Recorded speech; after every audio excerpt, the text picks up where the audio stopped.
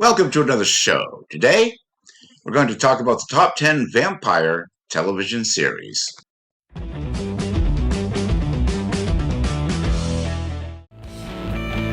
know what? Being a vampire sucks. Bad joke, but it's the truth. The number 10 show on our list is Moonlight. The main character, Mick St. John, was originally going to be called Mike Angel. The name was changed so it would not be confused with Joss Whedon's vampire detective series Angel from 1999. Similarly, the series title was called Twilight, but the title was changed when Stephenie Meyer's book series Twilight became popular. When the ratings of Moonlight indicated it was going to be renewed, Alex O'Loughlin was signed to a 3-year contract. However, production was suspended due to the writer's strike. When it returned, he couldn't maintain the ratings and was cancelled. Rather than buy out his contract, he was offered Three Rivers, which he accepted. Upon that cancellation, he was offered the lead in Hawaii Five-0 from 2010. I can take care of myself. This is how you're gonna fix them? Oh, madam, if you would, you may tell her that it's Barnabas Collins. The number 9 show on our list is Dark Shadows.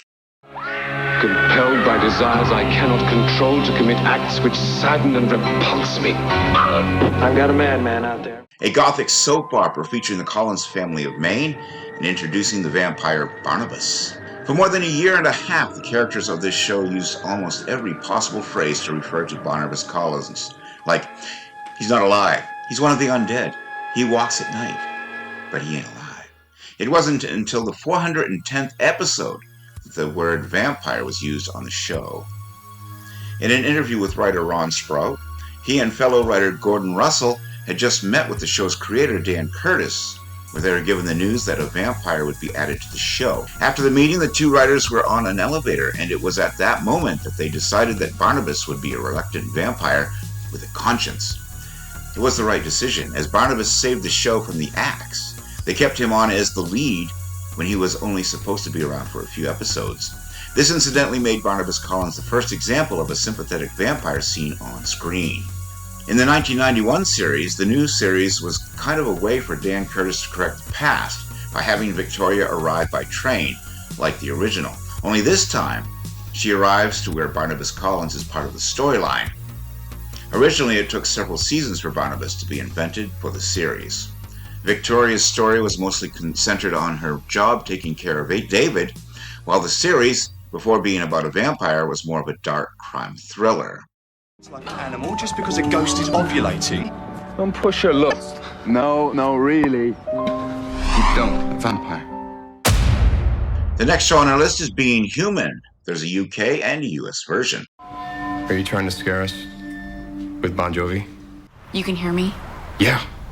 You went searching for drug change under the wrong couch cushions, lady. I'm calling the cops. Josh. What? She's a ghost.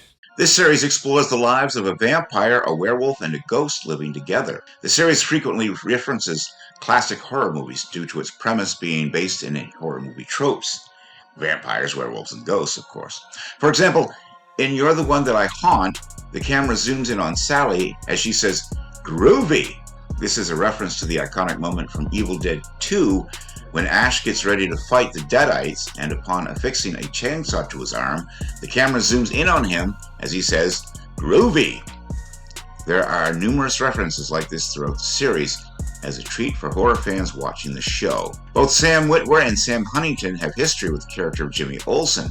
Huntington played him in Superman Returns, and Witwer killed him on Smallville in 2001. What the bloody hell is he doing there? You're the hybrid. Half vampire, half beast. I'm the original hybrid, actually. I'm looking for Marcel. I don't break Marcel's. The next series on our list is The Originals, a spin-off of the Vampire Diaries, centering on the original vampire family in New Orleans. The character, Claus Michelson, was originally meant to be killed off in the Vampire Diaries, but the character ever increasing popularity granted him survival and a spin-off show. The Originals now has a book series written by Julie Pett, the show's writer, and explores the history of the Michelsons' arrival in New Orleans in the 1700s. Let's look at some name meanings. Esther and Michael are names in the Old Testament, as is Rebecca. Freya is a Scandinavian name for goddess of love, fertility, and beauty. Finn is an Irish name for fair, and also a Nordic name meaning man from Finland. Elijah is Hebrew for my God Yahweh. Nicholas and Cole are both Slavic names meaning victory of the people, which are also common in America. It's been like this the whole time, Deacon, on dishes, and it still hasn't moved in 5 years. You're a cool guy, but you're not pulling your weight in the flat. The next show on our list is What We Do in the Shadows. When you get 3 vampires in a flat, obviously there's going to be a lot of tension. Comedic mockumentary about vampire roommates navigating modern life in Staten Island. Much like the original film, a lot of season 1 was shot outside. This quickly proved to be a logistical challenge as the series shot exteriors in Toronto in winter at night. Temperatures on night shoots frequently hit below zero. When the series was picked up for a second season, the writers wrote more stories taking place entirely inside the house, and new interior sets were created so that less of the season would be shot outdoors. Colin Robinson is an energy vampire. This is a creature first described by the British occultist Dion Fortune in her book about psychic self-defense. She claims to have encountered such creatures, that is, a human with deep occult knowledge, while training as a nurse. While this concept has gained popularity as a metaphor, Dion Fortune meant it quite literally. You're more cruel than I could have imagined. How am I cruel? To love you? You've lied to me from the first moment. The next show on our list is Penny Dreadful. Have I lied? You met a man who marvels wide-eyed at the miracles of nature. So I am. Blending classic horror characters, including vampires, this series weaves a dark and atmospheric narrative. Penny Dreadful is an old term used during the 19th century to refer to cheap popular literature, and it could be interchangeable with Penny Blood, Penny Awful, or Penny Horrible. It means a story published in weekly parts with the cost of one old penny. The main plot of these stories was typically sensational, focusing on the adventures of detectives, criminals, or supernatural entities. As creator John Logan had never written a television series before, he did not produce a speculative script, but instead wrote the first 2 episodes directly. When he had the opportunity to pitch it to Showtime, he also wrote a 40-page Bible exploring the characters and story, with the network eventually buying the show. Let's look at similarities to the original Dracula novel. Dracula acts more as a permeating force throughout the series than actually being a physical threat. The same goes for about 3/4 of the book. Dr. Seward uses a photograph, which is a novelty when the original book was published.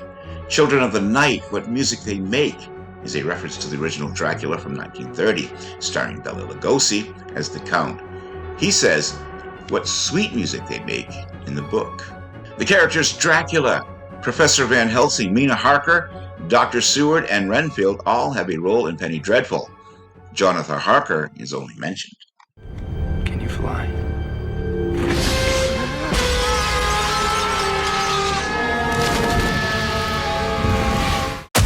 The next show on our list is Angel, which is a spin-off of Buffy, following the vampire Angel as he seeks redemption in Los Angeles. It has been said that one of the main reasons for the show's cancellation was Joss Whedon's asking the executives at WB to give the show an early renewal. The executives of the WB felt that Angel was too expensive to continue and decided to cancel the series. The character played by Julia Lee, who first appeared in Lie to Me, is the self-named Chantarella, reappeared under several different names over the runs of both Buffy the Vampire Slayer and Angel. At the start of her next appearance on Buffy, she had changed her name to Lily. During that episode, she states she had once joined a cult that had named her sister Sunshine. And at the end of the episode, Buffy gives her both a job and her newest sobriety kit. Man, I cannot wait to get the hell out of this podunk town. Well, make sure you do, and before it's too late, because every year you wait, you just get more and more stuck here. Believe me, I know. How'd she know what I was thinking? The next show on our list is True Blood, set in Louisiana. Guess what happened tonight? You got a date. No. A vampire came into the bar. The series delves into the coexistence of vampires and humans with a Southern Gothic twist. Michael Raymond James hired a dialect coach to pull off a Cajun accent. The two worked closely on the script, inserting French into Renee's dialogue for effect. Some people found it hard to understand this because his accent was that authentic. The dialect coach did the same work with Michael Cheater on The Green Mile.